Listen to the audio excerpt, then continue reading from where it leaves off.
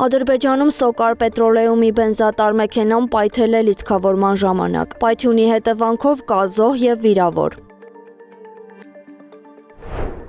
Թուրքիայի նախագահ Ռեջեփ Թայիփ Էրդողանն է խոսել աշխարհի և տարածաշրջանի առջև ծառացած սպառնալիքների ու էներգետիկ ռեսուրսների համար պայքարի մասին։ Հորիզոնում ի հայտ է գալիս էներգետիկ ռեսուրսների համար նոր և շատ ագրեսիվ մրցակցություն։ Արևմտյան աշխարհն աստիճանաբար կորցնում է այն փաստարկները, որոնք տարիներ շարունակ օգտագործել է այլ երկրներին սպառնալու համար, նշել է նա։ Ռուսաստանում հանգստի գոտում մասնավոր ուղղաթիռ է կործանվել։ Այն խճճվել է ճոպանուղու պարանների մեջ։ Ավիավթարի հետևանքով զոհվել է 2 մարդ։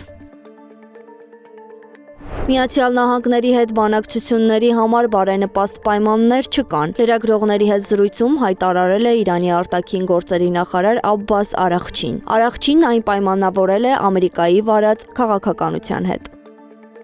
Վաշինգտոնն ավելացնում է իր ռազմական բյուջեն, ոչ թե 1, այլ 1.5 տրիլիոն դոլար բանակի համար, Միացյալ Նահանգների նախագահն է հայտարարել։ Գումարի ավելացումը Միացյալ Նահանգների նախագահը կապել է ավելի խոցելի և վտանգավոր ժամանակների հետ, նշելով, որ այն կօգնի ունենալ երազանքների բանակ։ Նախագահի այս որոշումը լրագրող Թաքեր Կարլսոնին ստիպել է կարծել, որ Միացյալ Նահանգները պատրաստվում է պատերազմի։ Այդպիսի ռազմական բյուջե բնորոշ է երկրի, որը պատրաստվում է համաշխարհային կամ տարածաշրջանային պատերազմի, հայտարարել է նա։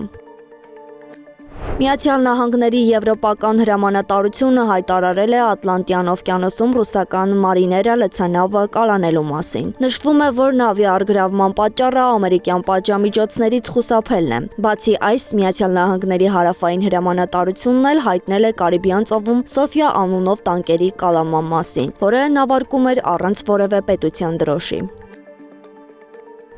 Միացյալ Նահանգները մտադիր է քրեական հետապնդում հարուցել ռուսական մարիներանավի անձնակազմի նկատմամբ, հայտնել է Սպիտակ տան խոսնակ Քերոլայն Լևիթը։ Ամերիկյան կողմը պնդում է, որ լցանավը ապօրինաբար տեղափոխել է վենեսուելական նավթ, խախտելով պատժամիջոցները։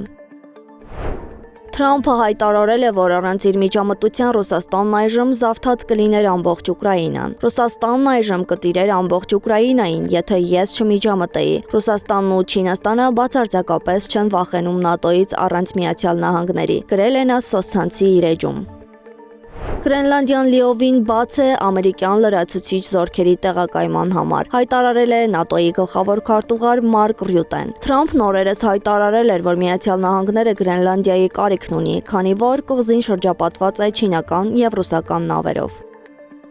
Մահվան եզրին Հարավային Աֆրիկայում մոտորանավակի շարժիչի խափանումից հետո նավաստիները ժամերով կախված են մնացել 40 մետրանոց ամբարտակի եզրին։ Բարեբախտաբար նրանց հաջողվել է փրկել։